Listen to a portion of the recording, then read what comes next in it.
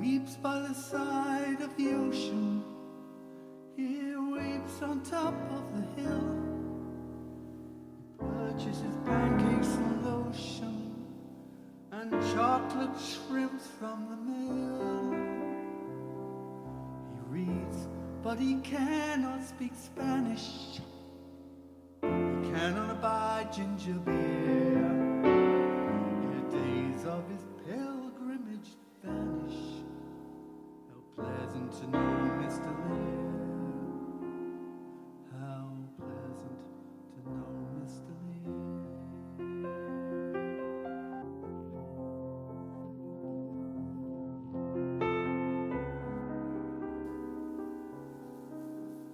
Said the duck to the kangaroo, good gracious, how you hop over the fields and the water too, as if you'd never stop. My life is a bore in this nasty pond, and I long to go out in the world beyond. And I wish I could hop like you, said the duck to the kangaroo. Please give me a ride on your back, said the duck to the kangaroo. I would sit quite still, say nothing but quack the whole of the dawn day through. And we go to the D and the Jelly Bowly, over the land and over the sea. Oh, please take me on a ride, oh do, said the duck to the kangaroo.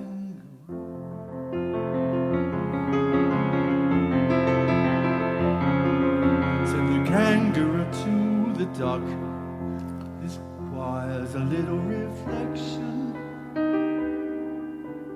Perhaps on the whole it might bring me luck, but there seems one objection, which is, if you let me speak so bold, your feet are unpleasantly wet and cold, and you'll probably give me the rheumatiz, said the kangaroo.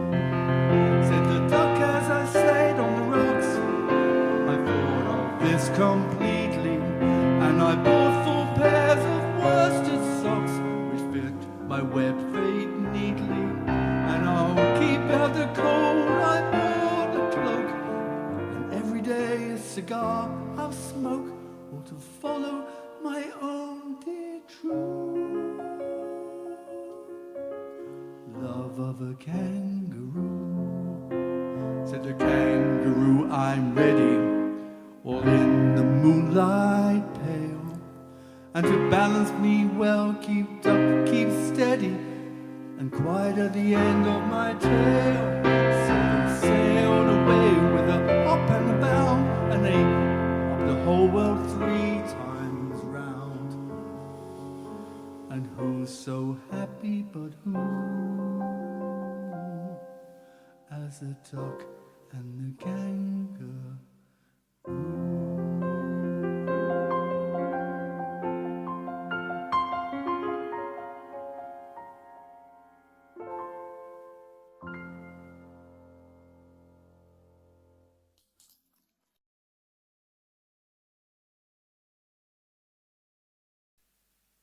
There was an old man with a beard who said, "It's just as I feared.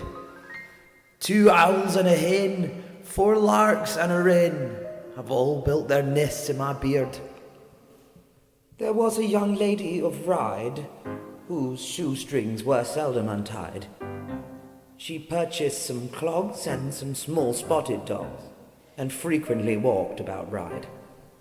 There was an old man with a nose who said, "If you choose to suppose that my nose is too long, you're certainly wrong." That remarkable man with a nose. There was an old man on a hill who seldom, if ever, stood still. He ran up and down in his grandmother's gown, which adorned that old man on a hill. There was a young lady whose bonnet came untied when the bird sate upon it. But she said, "I don't care. All the birds in the air are welcome to sit on my bonnet." There was a young person of Smyrna whose grandmother threatened to burn her.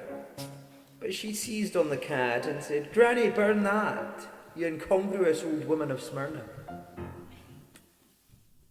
There was an old person of Chile whose conduct was painful and silly.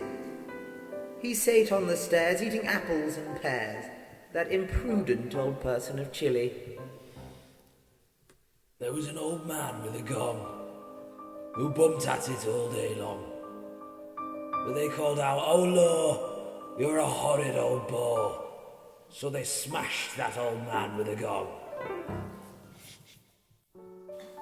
There was an old lady of Chertsey who made a remarkable curtsy. She twirled round and round till she sunk underground, which distressed all the people of Chertsey. There was an old man in a tree who was horribly bored by a bee. When they said, "Does it buzz?" he replied, "Yes, it does. It's a regular brute of a bee."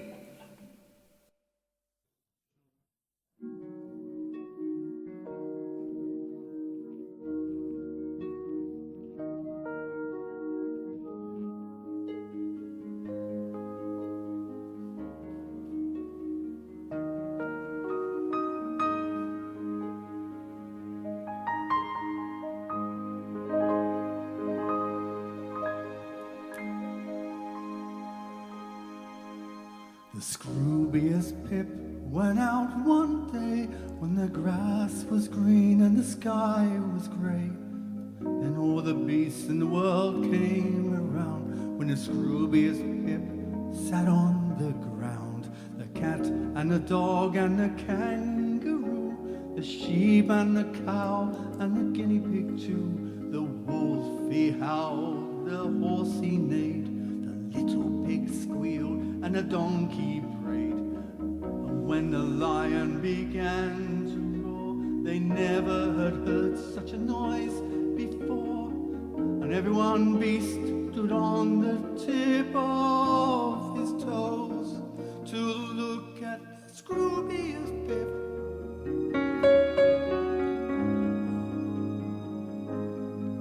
Well, alas, they said to the fox by far, "You're the wisest beast, you know you are. Go close to the Scroobius Pip and say, 'Tell us all about yourself, we pray. For as yet we can't make out in the least if you're a fish, insect, bird or beast.'"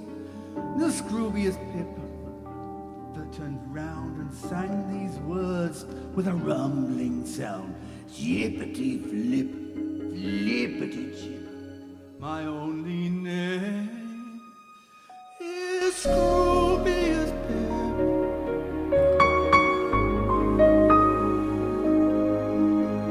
Scroobius Pip from the top of the tree saw the distant jelly rolling, and all the birds in the world came there, flying crowds all through the air. The vulture and eagle, the cock and the hen, the ostrich, the turkey, the snipe and the wren. The parrot chattered, the blackbird sung, the owl wise, but he held his tongue. And when the peacock began to scream, the hullabaloo was cried extreme, and every bird that fluttered the tip of his wings as he stared at the Scroobius Pip.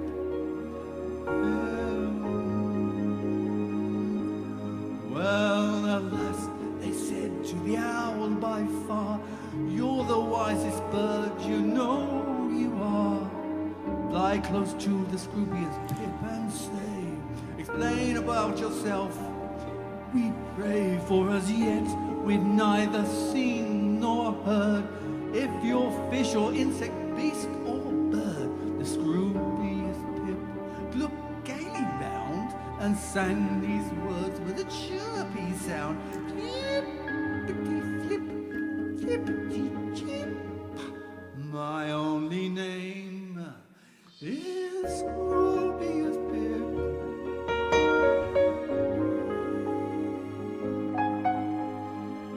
Scroobius Pip sat under a tree by the silent shores of the Jelly Bowl Lee, and all the insects in all the world about the Scroobius Pip unfurled. Cicadas, beetles of purple eyes, gnats and buzzalential flies, grasshoppers, butterflies, spiders too, wasps and bees and dragonflies. And when the gnats began to hum, the firmament bounced like a dismal drum, and every insect curled the tip of his snout to look at the Scroobius Pip.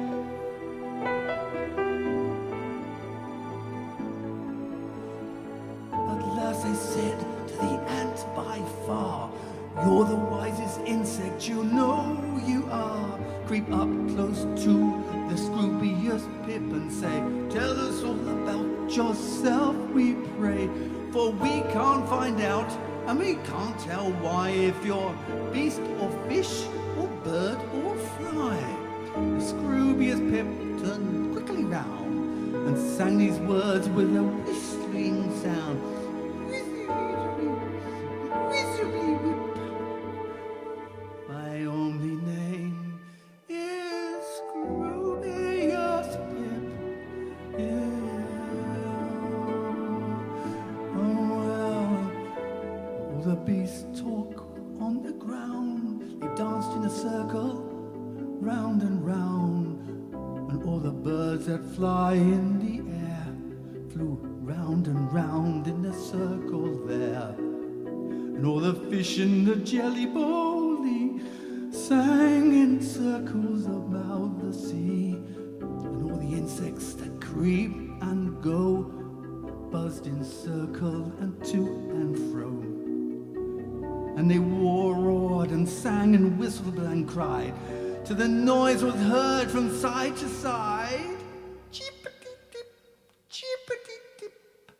Its only name is Scroobius Pip. Is Scroobius Pip.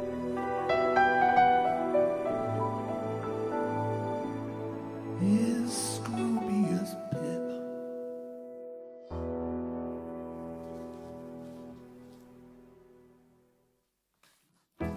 Thank you.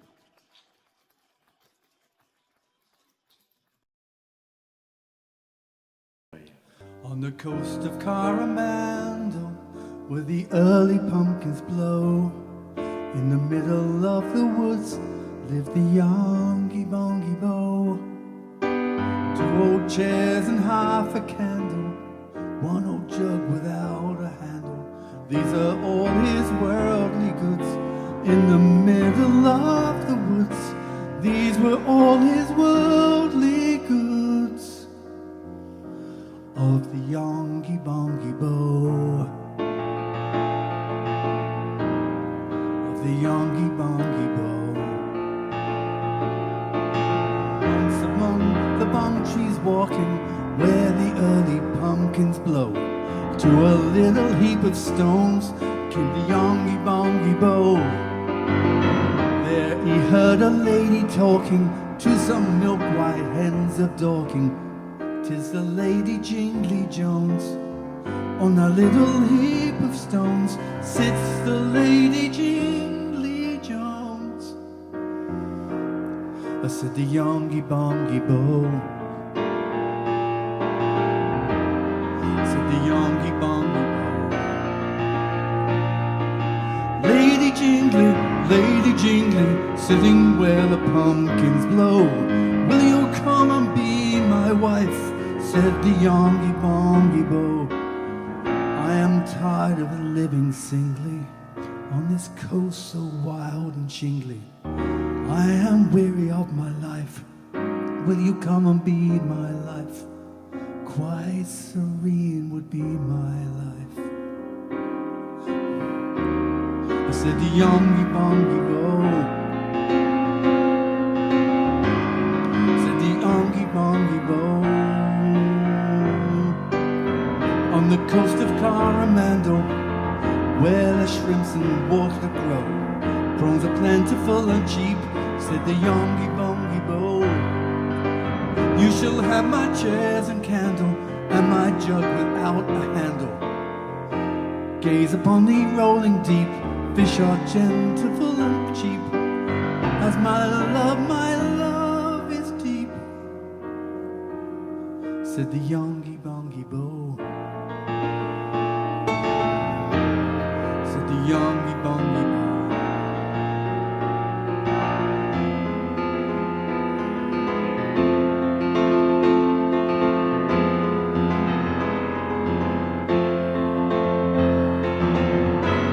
Jingly answered sadly, and her tears began to flow. Your proposal comes too late, Mr. Yongy Bongy Bo. I would be your wife most gladly. She twirled her fingers madly. But in England I've a mate. Yes, you've asked me far too late, for in England I've a mate, Mr. Yongy Bongy Bo. Mr. Yongy Bongy Bo. Though you're such a tiny body, and your head so large does grow, though you are hard to make blow away, Mr. Yongy Bongy Blow, though you're such a hoddy-doddy, how I wish that I could modify the words that I must say. Won't you please just go away? That is all I have to say. Mr. Yongy Bongy Bo. Mr. Yongy Bongy Bo. Down the slippery slopes of Myrtle, where the early pumpkins blow, to a calm and silent sweet little Yongy Bongy Bo. There beyond the Bay of Girtle lay a large and lively turtle. You're the coat that married me, on your back upon the sea. Turtle, will you carry me? Said the Yongy Bongy Bo. Said the Yongy Bongy Bo. Through the silent roaring ocean did that turtle swiftly go, holding fast upon his shell rode the Yongy Bongy Bo. With a sad primeval motion toward the sunset isles of Ocean, still that turtle bore him well, holding fast upon the shell. Lady Jingly Jones, farewell, sang the Yongy Bongy Bo. Sang the Yongy Bongy Bo. From the coast of Coromandel did that lady never go? On that heap of stones she moans, oh, for the Yongy Bongy Bo. And on the coast of Coromandel, with a jug without a handle, still she weeps and gently moans. On that little heap of stones, to her Dorking hen she moans, for the Yongy Bongy Bo. The Yongy Bongy Bo. For the Yongy Bongy Bo.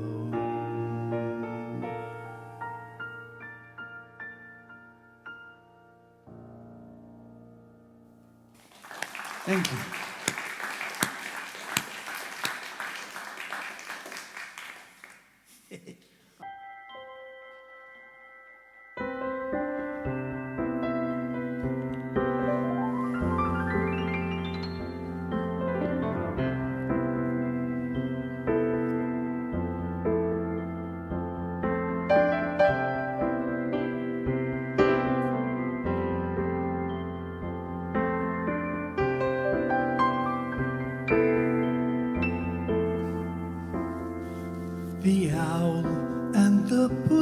cat went to sea in a beautiful pea green boat. They took some honey and plenty of money wrapped up in a 5-pound note. And the owl looked up to the stars above and sang to a small guitar. Oh, lovely pussy, oh pussy, my love, what a beautiful pussy you are, you are, you are, what a beautiful pussy you are.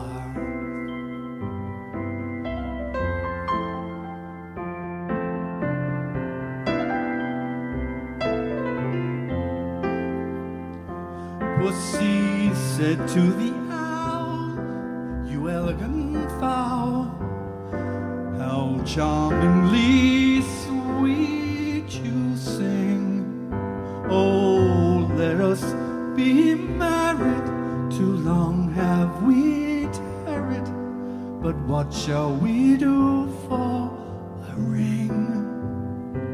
So they sailed away for a year and a day to the land where the palm tree grows. And there in a wood a piggy wig stood with a ring at the end of his nose, his nose, his nose, with a ring at the end of his nose.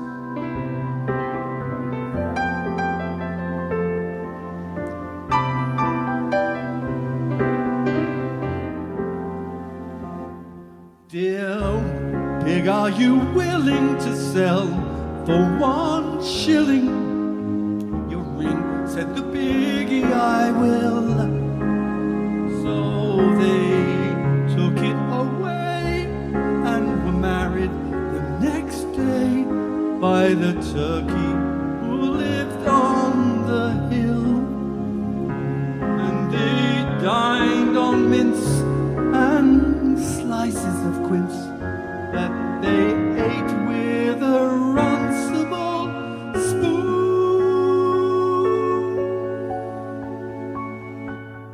And hand in hand on the edge of the sand they danced by the light of the moon, the moon, their moon. They danced by the light of the moon.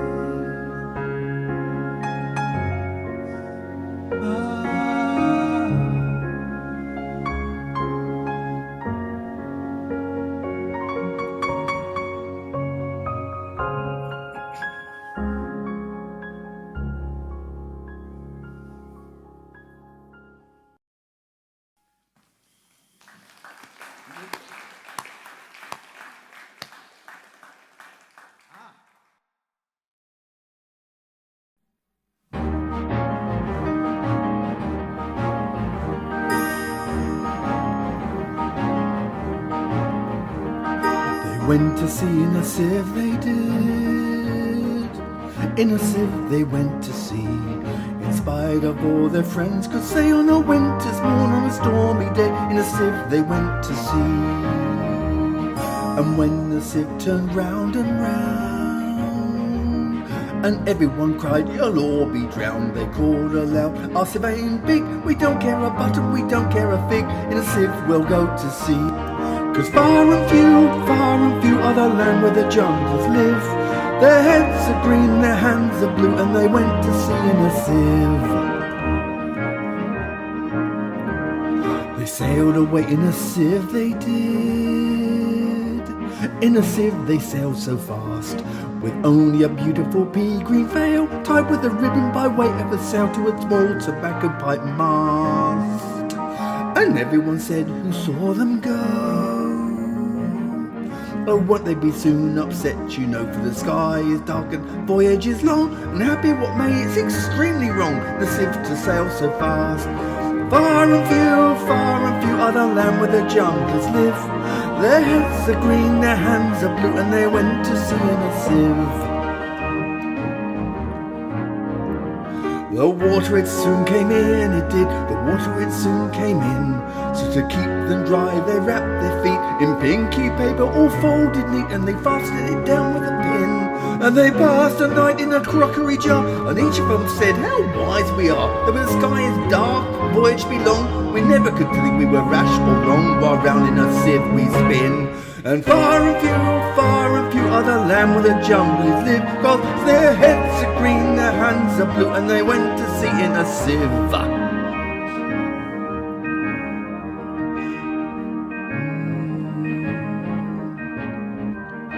And all night long they sailed away,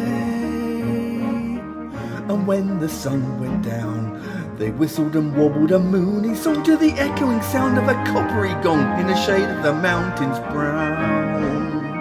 Oh, Timbaloo, how happy we are when we live in a sieve and a crockery jar, and all night long in the moonlight bow we sail away in a pea-green sail in the shade of the mountains brown. 'Cause far and few are the land where the junglers live, and their heads are green, their hands are blue, and they went to sea in a sieve. They sailed to the western sea, they did, to a land all covered with trees, and they bought an owl and a useful cart, and a pound of rice and a cranberry tart, and a hive of silvery bees. And they bought a pig and some green jackdaws, and a lovely monkey with lollipop paws, and 40 bottles of ringberry, and no end of Stilton cheese. And far and few are the land where the junglers live, and their heads are green, their hands are blue, and they went to sea in a sieve.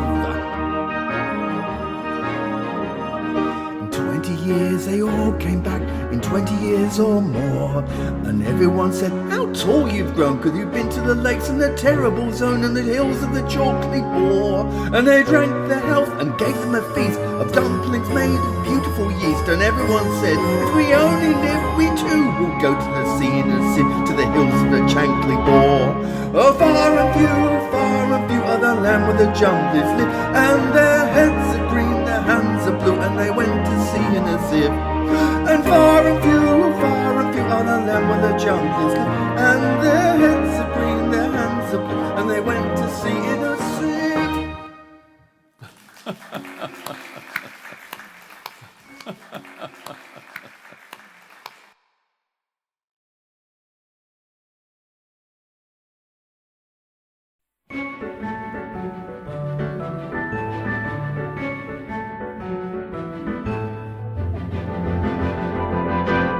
On top of the crumpety tree, the quangle-wangle sat, and his face you could not see on account of his beaver hat.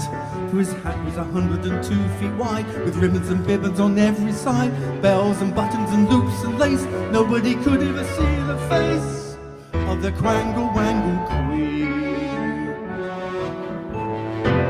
The quangle-wangle said to himself on the crumpety tree, well, jam and jelly and bread are the best of food for me, but the longer I live on this crumpety tree, the plainer than ever it seems to me. Very few people come this way, and our life on the whole is far from gay, said the quangle-wangle queen.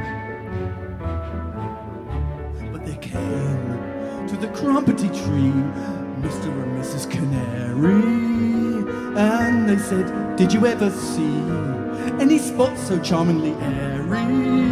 May we build a nest on your lovely hat? Mr. Quangle-Wangle, grant us that. Oh, please come and let us build a nest on whatever material suits you best. Mr. Quangle-Wangle. And besides, to the crumpety tree came the stork, the duck and the owl, the snail and the bumblebee, the frog and the fimblefowl. The fimblefell with a corkscrew leg, and all of them said, we humbly beg, may we build our homes on your lovely hat? Mr. Quangle-Wangle, grant us that. Mr.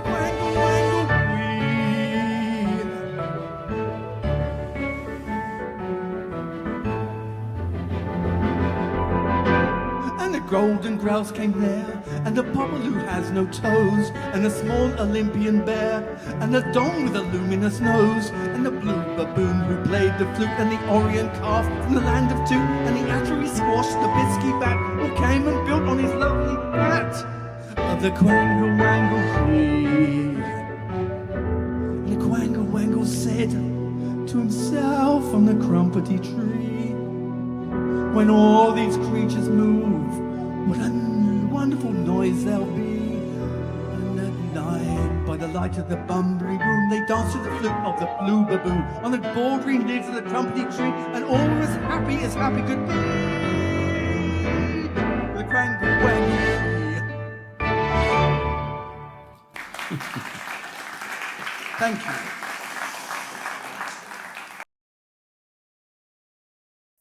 O my aged Uncle Ali, sitting on a heap of barley through the silent hours of night, close beside a leafy thicket, on his nose there was a cricket, in his hat a railway ticket, but his shoes were far too tight. Long ago in youth he squandered all his goods away, and wandered to the Tin Scoop hills afar. There on golden sunsets blazing, every evening found him gazing, singing, "Orb, you're quite amazing, how I wonder what you are." Like the ancient Medes and Persians, always by his own exertions, he subsisted on those hills, whiles by teaching children spelling, or at times by merely yelling, or at intervals by selling Proctor's Nicodemus pills. Later in his morning rambles, he perceived the moving brambles something square and white disclose. 'Twas a first-class railway ticket, but, on stooping down to pick it off the ground, a pea-green cricket settled on my uncle's nose. Never, never more, oh never, did that cricket leave him ever. Dawn or evening, day or night, clinging as a constant treasure, chirping with a cheeriest measure, wholly to my uncle's pleasure, though his shoes were far too tight. So for 43 winters, till his shoes were worn to splinters, all those hills he wandered o'er, sometimes silent, sometimes yelling, till he came to Ballymelin, near his old ancestral dwelling, but his shoes were far too tight. On a little heap of barley died my aged Uncle Ali, and they buried him one night, close beside the leafy thicket.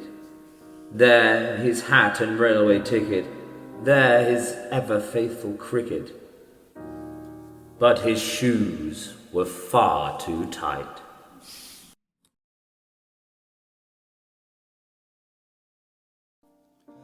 How pleasant to know Mr. Lear has written such volumes of stuff. Some think him ill-tempered and queer, but a few find him pleasant enough. His mind is concrete and fastidious, and his nose is remarkably big. His visage is almost hideous, and his beard, it resembles a wig. He has ears and 2 eyes and 10 fingers, least away if you reckon 2 thumbs. He used to be one of the singers, but now he is one of the dumbs. He sits in a beautiful parlour with hundreds of books on the wall, and he drinks way too much masala, but he never gets tipsy at all. He has many friends, laymen and clerical. Voss is the name of his cat. His body is perfectly spherical, he weareth the runcible hat. When he walks in his waterproof whites, the children run after him so, calling out, he's gone out in his nightshirt.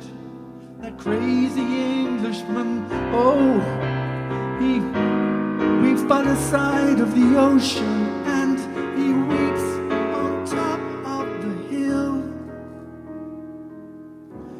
He purchases pancakes and lotion and chocolate shrimps from the mill, and he reads, but he does not speak Spanish.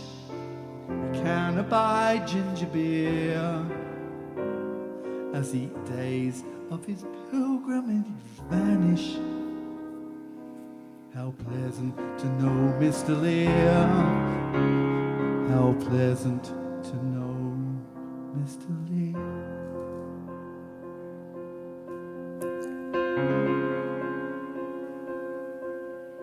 Left by his friend to breakfast alone on the white Italian shore, his terrible demon arose over his shoulder. He wept to himself in the night, a dirty landscape painter who hated his nose. The legions of cruel inquisitive, they were so many and big like dogs. He was upset by Germans and boats. Affection was miles away. But guided by tears, he successfully reached his regret.